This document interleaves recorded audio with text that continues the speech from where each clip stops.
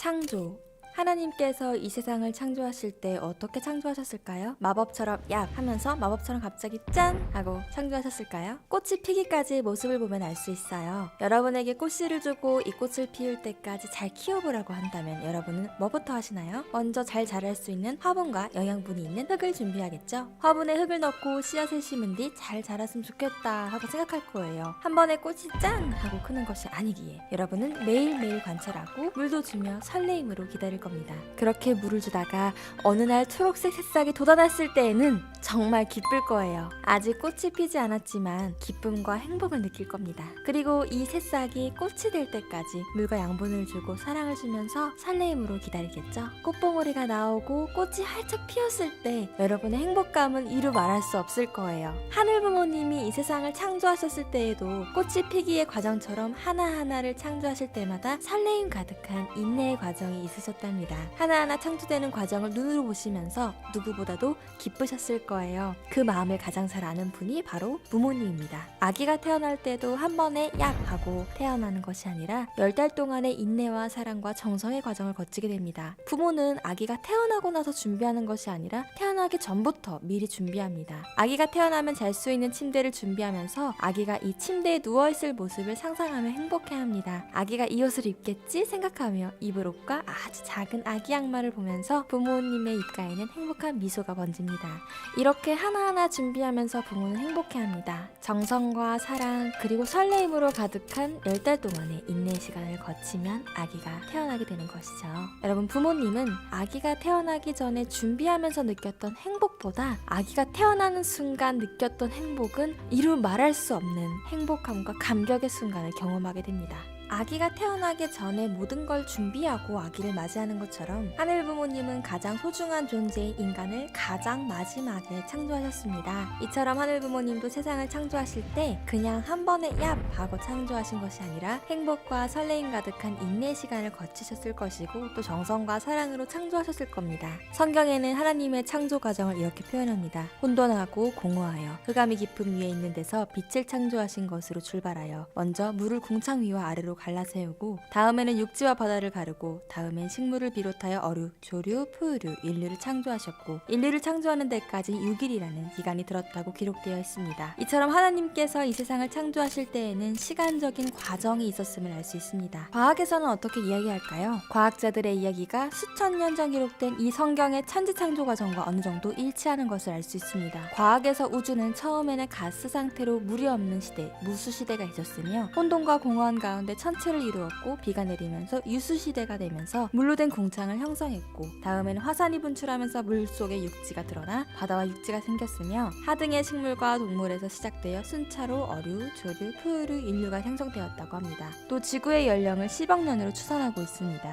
이렇듯 과학에서도 수십억 년이라는 기간을 통해 형성된 것을 알 수 있습니다. 성경에는 6일, 과학자들은 수십억 년의 기간이 있었다는 것으로 보아 성경의 6일이 창조 과정의 6단계를 표시한 것이 알 수 있습니다. 하늘 부모님께서 이 세상을 만드셨을 때 6단계의 기간을 거쳐서 만드셨고 하나하나 만드실 때마다 기쁘고 설레셨을 것입니다. 인간을 위해 만물을 하나하나 준비하면서 설레신 하늘 부모님의 감정이 어떠셨을까요? 우리가 보통 느끼는 설레임과는 비교할 수 없는 기쁨이실 겁니다. 수십억 년이라는 기간을 들이면서 정성스럽게 하나하나 만드시면서 참으로 행복하셨을 거예요. 소망과 설레는 감정으로 수십억 년의 기다림의 세월을 보내신 인내의 하늘 부모님이셨을 것입니다. 무엇이든지 소중하고 중요한 것은 시간이 필요합니다. 맛있는 빵도 숙성 시간이 필요합니다. 예쁜 장미꽃도 피기까지의 시간이 걸립니다. 마법처럼 짠 하고 완성되는 것이 아니라 시간적인 과정, 기간이 필요합니다. 성장할 수 있는 기간이 필요한 것입니다. 대나무는 하루 동안에 1m까지 자랄 수 있다고 합니다. 이러한 대나무도 하루라는 성장 기간이 필요합니다. 밤 10시부터 새벽 2시까지는 성장 호르몬이 나오는 시간이라고 하잖아요. 이럴 때 우린 잠을 자고요. 그래서 성장하는 어린이, 청소년들에게도 밤이라는 기간을 거쳐서 성장하게 됩니다.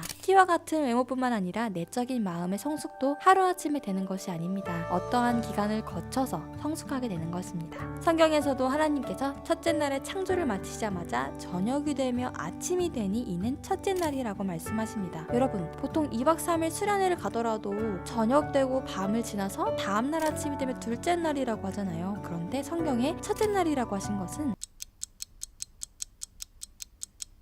밤이라는 성장 기간을 거쳐서 아침이 되어야 완성된 후에 첫 출발점에 서 있을 수 있기 때문입니다. 성장하는 기간에는 몇 단계가 있을까요? 갓난아기, 유아, 어린이, 청소년, 성인, 중년, 노년 이렇게 말하는 학자도 있고 초등학생도 1학년에서 3학년과 4, 5, 6학년은 다르기 때문에 나눠서 생각해야 한다고 이야기하기도 합니다. 인간뿐 아니라 식물과 동물에게도 성장 단계가 있는데요. 존재하는 모든 것에 공통된 성장 단계가 있다고 하면 몇 단계일까요? 바로 3단계입니다. 하늘 부모님께서는 절대자인 동시에 상대적인 이성 성상의 조화를 이루고 계신 분이기 때문에 하늘 부모님 자체는 삼수적인 존재이십니다. 그래서 하늘 부모님을 닮아난 이 세상의 모든 존재도 삼수의 과정을 통해서 나타나게 됩니다. 정분합도 3단계, 3대상 목적도 3대상, 카메라의 삼각대도 최소한 3점에서 지지되어야 설 수 있습니다. 이처럼 모든 생명체의 3단계의 성장 기간을 원리강론에서는 소생기, 장성기, 완성기로 이야기하고 있습니다. 이 세상에 존재하는 모든 생명체가 성장할 땐 공통점이 있습니다. 꽃은 물이나 햇빛 등 양분이 있어야 성장하고 이런 양분이 부족할 경우 성장하기 어렵습니다. 이런 원리가 하나 있고요. 또 하나는 자율성입니다. 꽃이 성장하는 데는 어떤 꽃은 잎사귀를 넓게 하면 성장하고 어떤 꽃은 얇게 성장합니다. 또 같은 꽃이라고 해도 조금씩 다른 모양을 하고 있습니다. 이것이 자율성입니다. 이렇게 존재하는 모든 것들은 성장기의 원리와 자율성에 의해 성장합니다. 인간에게도 이러한 원리 자체의 주관성과 자율성이 있습니다. 성장하는데 반드시 필요한 내용이 있으며 사람마다 자유롭게 성장합니다. 그런데 하늘 부모님께서는 사랑하는 자녀인 인간에게는 만물과는 다른 특별한 것을 주셨는데요. 그것이 바로 책임 분담입니다. 이 책임 분담은 하늘 부모님과 인간만이 갖고 있습니다. 천사에게도 없지요. 하늘 부모님은 자신의 자녀에게 자신에게도 있는 책임 분담을 주셨습니다. 인간이 그 책임 분담을 이루었을 때 모든 권한을 주고 싶으시기 때문이죠. 큰 기업을 운영하는 CEO가 자신의 아들에게 이 기업을 물려주고 싶을 때 만약 자녀가 아무런 공부도 안 하고 매일매일 편하게 놀고 기업을 운영하는 방법을 모른다면 아버지인 사장님이 자녀에게 이 기업을 마음 놓고 물려줄 수 있을까요? 없겠죠? 그래서 자녀에게 경영 공부도 시키고 작은 책임을 맡겨보면서 또 수행하는 과정을 보면서 점점 더 큰 책임을 맡길 수 있게 될 거예요. 어릴 적 만화를 보더라도 사부님에게 기술을 배우려고 하는 제자가 있다고 하면 그 사부는 제자에게 보통 청소부터 가르칩니다. 작은 것부터 인내를 가지고 잘하는가 책임을 맡겨보는 거죠. 그래야 큰 책임도 맡아서 잘할 테니까요. 하늘 부모님도 마찬가지입니다. 하늘 부모님도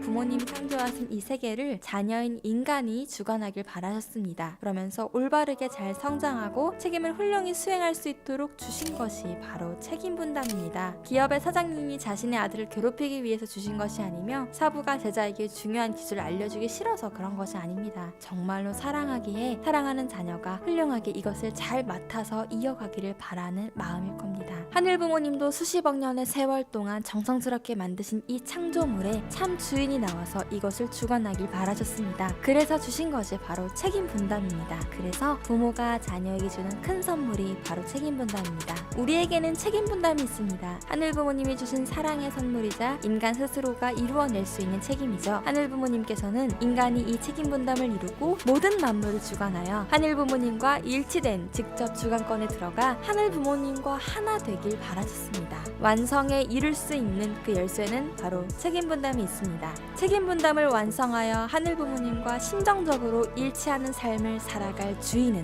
바로 여러분입니다.